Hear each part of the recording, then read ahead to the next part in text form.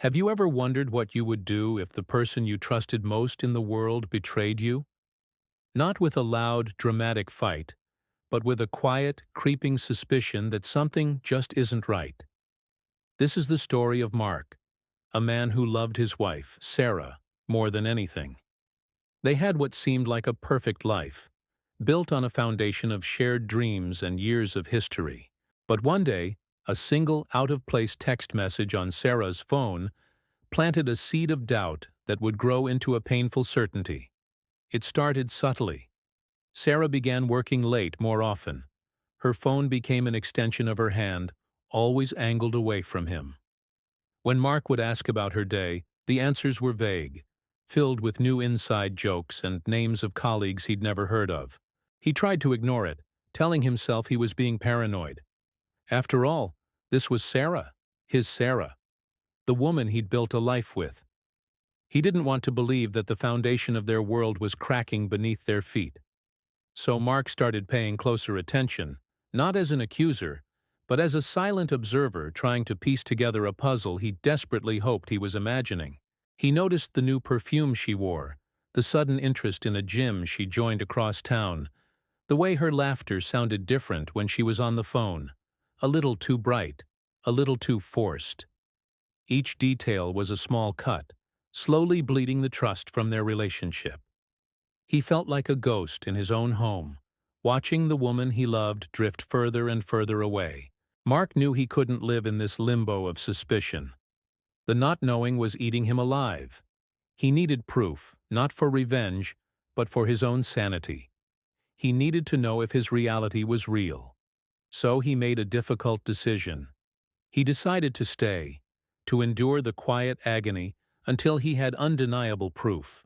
It wasn't about catching her. It was about freeing himself from the prison of doubt.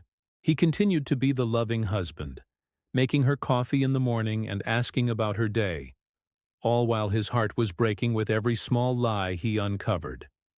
One evening, Sarah said she was going out for a girls' night. It was a phrase he'd heard a lot lately.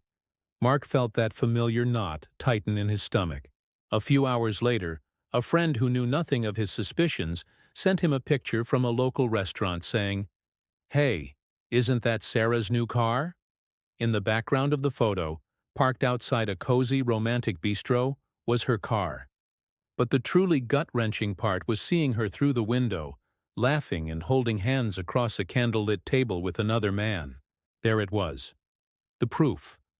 Cold, hard, and undeniable.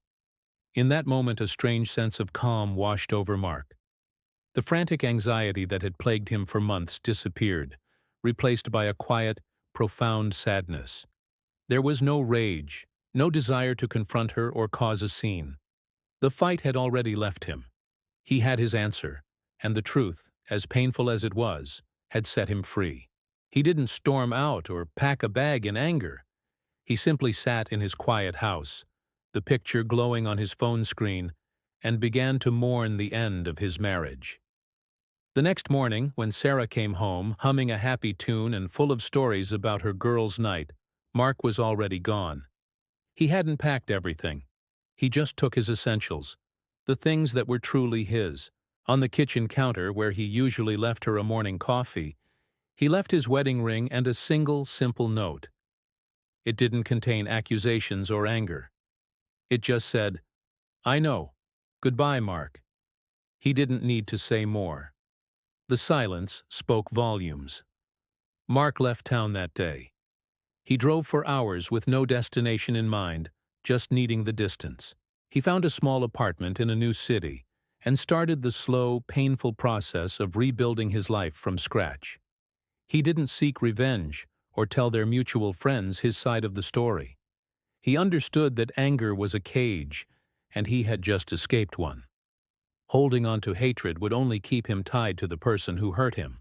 His power was in his silence, in his refusal to let her betrayal define his future. Months turned into a year. Mark focused on himself. He found a new job, made new friends, and rediscovered hobbies he'd let slide.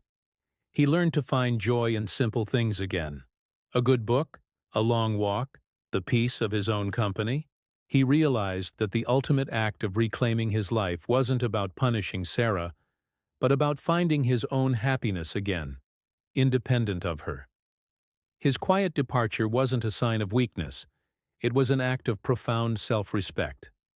Sometimes, the strongest thing you can do is walk away without a word, not out of anger, but out of the understanding that you deserve better than a life built on lies.